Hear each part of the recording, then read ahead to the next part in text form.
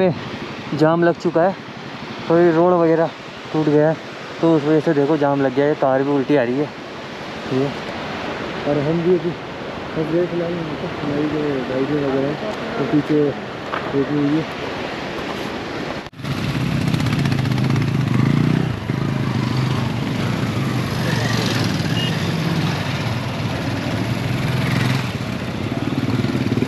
क्या लेवल की ठंड है पूछो मत, तो खतरनाक लेवल की ठंड लगी। मैंने मतलब रेन कोट तक पहना हुआ है कि बारिश आ रही है, मतलब क्या क्या हो रहा है कुछ समझ नहीं आ रहा है। और सर्दी इतनी हाई लेवल की कुछ समझ नहीं आ रहा है।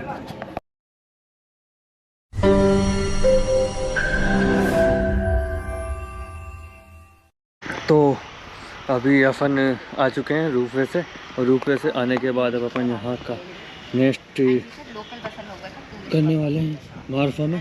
मारफा में -डिग्री जो टेम्परेचर बताया जा रहा है, तो मारफा में -डिग्री टेम्परेचर को भी हम एक्सप्लोर करने वाले हैं और इसी के साथ आगे चलेंगे। अभी अपन पोखरा में थे, अब पोखरा से अपन निकल रहे हैं मारफा के लिए। मारफा में जो बताया जा रहा है कि यहाँ पे -10 डिग्री टेम्परेचर है, इसके अंदर हम जाने वाले हैं। तो पता नहीं क्या कंडीशन होने वाली है।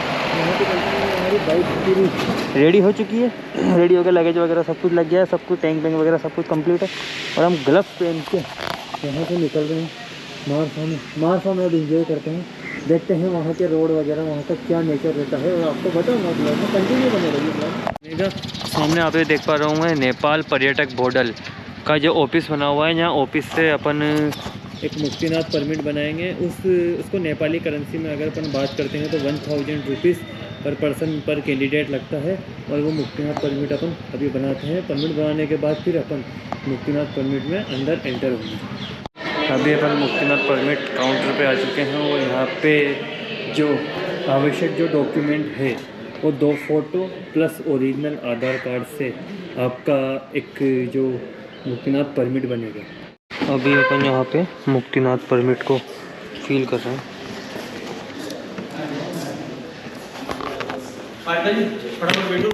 अभी यहाँ पे जो है मुक्तिनाथ का परमिट के लिए डॉक्यूमेंट के बाद में यहाँ ऑफिस से मुझे जो ये फॉर्म मिलने वाला है, और ये फॉर्म सबमिट करने के बाद में मेरा परमिट बनेगा। उसके बावजूद फिर हम आगे की ओर जाने वाले हैं। आगे परमिट बनने के साथ में वहाँ पे हम एंजॉय करने वाले हैं। अगर ये परमिट बन जाता है तो आपको कहीं से कहीं तक कोई दिक्कत नहीं आने वाली। ये हमारा मुक्तिनाथ का परमिट बन चुका है। ये हमारा फाइनली मुक्तिनाथ का परमिट जो बन के आ चुका है। ये देखो आप, कुछ इस तरीके का परमिट बनता है। तो इस परमिट में जो मैंने आपको बताया था कि आवश्यक डॉक्यूमेंट क्या क्या रहते हैं, इस परमिट के अंदर आवश्यक डॉक्यूमेंट जो रहते हैं 2 फोटो प्लस एक आपकी आईडी, जो आईडी में मैंने लगाई हुई थी आधार कार्ड, तो उससे मेरा मुक्तिनाथ का परमिट बन के रेडी हो चुका है, और इसके थ्रू मैं अब मुक्तिनाथ के अंदर एंटर होऊंगा। मेरे को कहीं से कहीं तक कोई प्रॉब्लम नहीं होगा। अभी अपन फाइनली यहाँ से अपन ने मुक्तिनाथ का परमिट बना लिया।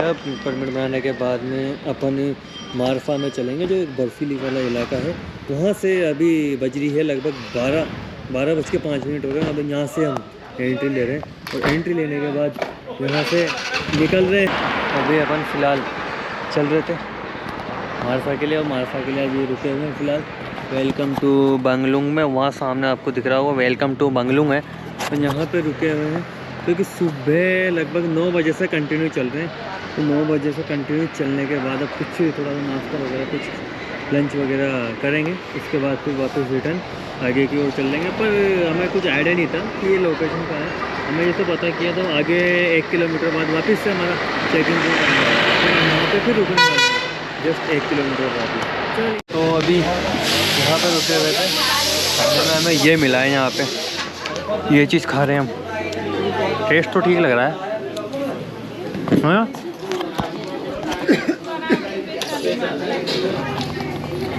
चावल है और पालक है, पता नहीं सूखा क्या है, होता अचार है, नींबू है।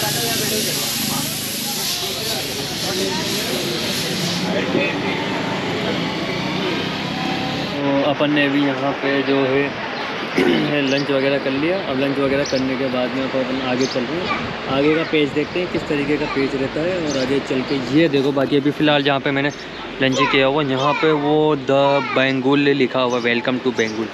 अब यहाँ से अब अपन आगे चलते हैं। यहाँ का जो खाना है गाइस सबसे अच्छा खाना मेरे को लगा अभी तक का यहाँ का, ये दाल चावल नेपाली रुपीज़ में 300 रुपीज़ में अनलिमिटेड था।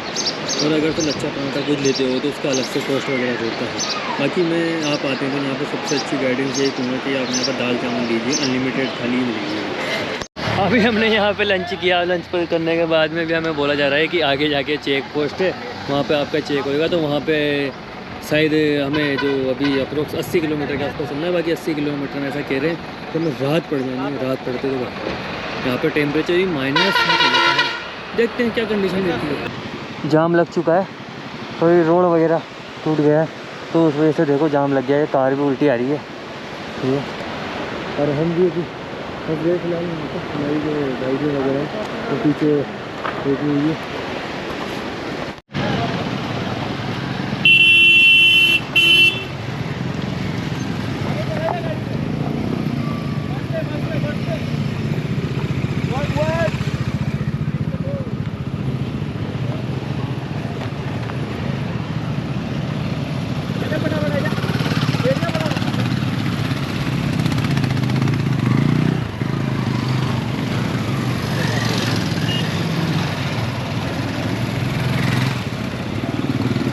तो अभी अपन मुक्तिनाथ जाने के लिए रास्ते में रुके हुए हैं और यहाँ पे अपन जो डॉक्यूमेंट को चेक करा रहे हैं और डॉक्यूमेंट चेक करा के परमिट है, वो परमिट को 2 पार्टीशन में था। आप परमिट यहाँ पे रखिए बताता है, तो आप परमिट को वेरीफाई करके उसको स्टैम्प लगा के हमें दे दिया है, तो यानी कि वो वेरीफाई हो गया है। अभी हम फिलहाल यहाँ रुके हुए, अब चलते हैं आगे वापस। क्या लेवल की ठंड है पूछो मत, खतरनाक लेवल की ठंड लगी। मैंने मतलब रेन कोट तक पहना हुआ है कि बारिश आ रही है, मतलब क्या क्या हो रहा है कुछ समझ नहीं आ रहा है। तो सर्दी इतनी हाई लेवल की कुछ समझ नहीं आ रहा है। वहाँ सामने जो है गाड़ी का बसनार चेक हो रहा है और आरटीओ चेक हो रहा है, और हमारी जो स्लिप है वो वहाँ पे चेक होके उसको फिर उसके बाद में हमारा जो मुक्तिनाथ का परमिट है वहाँ पे ऑफिस बना हुआ है, वहाँ पे उसको स्टैम्प लगा के दिया जा रहा है। हो गया चेक अपना, आ चुका हूँ। और ये देखो यहाँ का कुछ, यहाँ पे हमें हमारे कोई विनीत सर उन्होंने बताया हुआ है कि यहाँ पे कुछ आइकॉनिक सी कुछ स्पेशल चीज़ मिलती है। तो चलिए वो देखता हूँ मैं क्या चीज़ मिलती है, उसके बारे में भी कुछ देखेंगे। बाकी यहाँ की सर्दी जो है बहुत हाई लेवल की सर्दी है, बता नहीं सकती। तुलसी जब ख़त्म होगी, समाप्त होगी ना, तो उसकी जगह पे एक नदी निकलेगी और वो नदी गंडकी रिवर के नाम से जानी जाएगी। तो ये एक्चुअल में तुलसी है। अच्छा। जो गंडकी रिवर के नाम से जानी। हाँ। भगवान विष्णु को श्राप दिया, ठीक है, कि तुम जो है वो था कवच प्रदान था अमरता का, और शिव जी के साथ वो लड़ाई करना चाह रहा था। शिव जी लड़ना नहीं चाह रहे थे, लेकिन फिर भी वो शिव जी से बहुत खुंदक खाए हुए था, क्योंकि शिव जी ने उनके पापा की हत्या, मतलब उनको पापा जी को मारा था। वो भी राक्षस थे, वो भी शिव जी से लड़ाई करने आए थे। उन्होंने भी क्या है माता पार्वती के ऊपर अटैक किया था एकदम से कैलाश में जाके, तो उन्होंने उसका सर काट दिया था। तो अब दिया कि तुम शालिग्राम के रूप में, यानी एक पत्थर के रूप में आप पाए जाओगे और गंडकी रिवर में पाए जाओगे। तो ये, और ये तुलसी जी। फाइनली हमने खोज तो की पत्थर की नदी में जाके, पर हमें वो पत्थर नहीं मिल पाया। तो और अभी हमें जाना लगभग 25 किलोमीटर दूर है। 25 किलोमीटर जाने में हमें, क्योंकि ऑफ रोड है ना, तो जाने में हमसे कम से कम 2 घंटे लग जाएंगे। तो उसके लिए अभी हम पत्थर नहीं ढूंढ रहे हैं। अब नेक्स्ट टाइम जब रिटर्न होएंगे तो उस टाइम यहाँ पर ज़रूर शिव पार्वती वाला पत्थर ढूंढेंगे, उसको लेके जाएंगे ज़रूर। उसको ढूंढेंगे ही, सही मतलब फिक्स है हमारा कि उसको हमें ढूंढना ही है, उसको लेके जाना ही है हमें।